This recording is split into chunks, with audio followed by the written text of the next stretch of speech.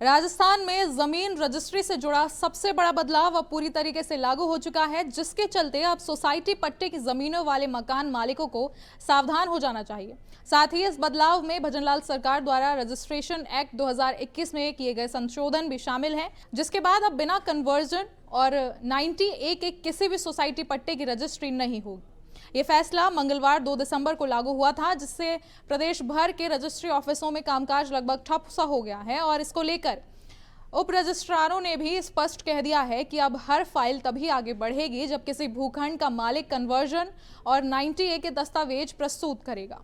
राजस्थान भजनलाल सरकार ने भूमि व्यवस्था में पारदर्शिता लाने के उद्देश्य से जो बड़ा निर्णय लिया है, उसका असर अब पूरे प्रदेश में साफ दिखाई देने लगा है, जिसके तहत रजिस्ट्रेशन एक्ट 2021 में संशोधन लागू होने के बाद से अब कोई भी रजिस्ट्री तब तक पूरी नहीं होगी जब तक खरीदार ये साबित नहीं कर दे कि उसकी जमीन का कन्वर्जन हो चुका है और वह 90A की श्रेणी में शामिल है। वर्षों से सोसाइटी द्वारा बिना नियमों का पालन किए बेचे जा रहे प्लॉटों ने जिन विवादों को जन्म दिया था, अब सरकार उन्हीं पर सख्ती कर रही है। सरकार द्वारा ये नोटिफिकेशन लागू होने के तुरंत बाद बुधवार को स्थिति यह रही कि प्रदेश भर के अधिकांश रजिस्ट्री ऑफिसों में कामकाज लगभग ठप सा हो गया।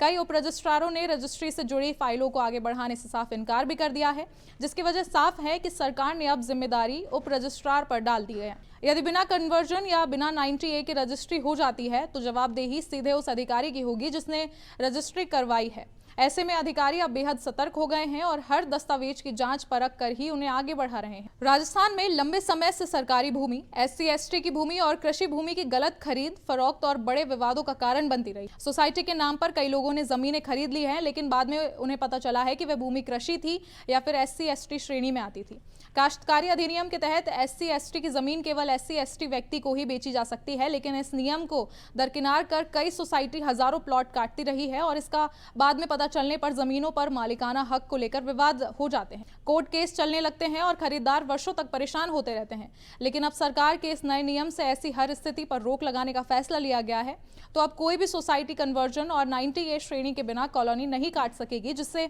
अवैध तरीके से जमीन बेचने वालों पर नकेल कसी जाएगी। हालांकि सरकार के इस फैसले का रजिस्ट्री ऑफिसों में कामकाज करने वाले कई वकीलों ने विरोध भी किया है। उन वकीलों का कहना है कि सरकार ने अचानक नियम लागू कर दिया, जिससे आमजन पर अनावश्यक दबाव बढ़ गया है और उनका तर्क है कि जिन लोगों ने पहले से प्लॉट खरीद रखे हैं, उनके लिए कुछ समय की छूट दी जानी चाहिए थी। कई वकील यह भी कह रहे हैं कि सरकार को सोसाइटी मालिकों पर पहले कार्यवाही करनी चाहिए थी, जिन्होंने बिना नियमों का पालन किए ही लोगों को प्लॉट बेच दिए हैं, लेकिन अब सारी जिम्मेदारी खरीदारों पर डाल दी गई है। साथ ही इस नए नियम का एक बड़ा आर्थिक पहलू भी सामने आया है कि पूरे प्रदेश में होने वाली रजिस्ट्री में लगभग 60% हिस्सा सोसाइटी पट्टों का होता है। अब कन्वर्जन चार्जेस, डेवलपमेंट फीस और 90A कराने की प्रक्रिया अनिवार्य हो जाने से सरकार की आमदनी में बड़ा इजाफा होगा और इसके अलावा जमीनों के खरीद और बेचने में भी होने वाले विवाद कम होंगे, जिससे प्रशासनिक और कानूनी प्रक्रिया में साफ सफाई आएगी। हालांकि आने वाले समय में भूमि सौदों का पूरा ढांचा बदलने वाला है और ये बदलाव भले ही मुश्किल हो, लेकिन सुरक्षित भविष्य की ओर बढ़ता हुआ कदम है।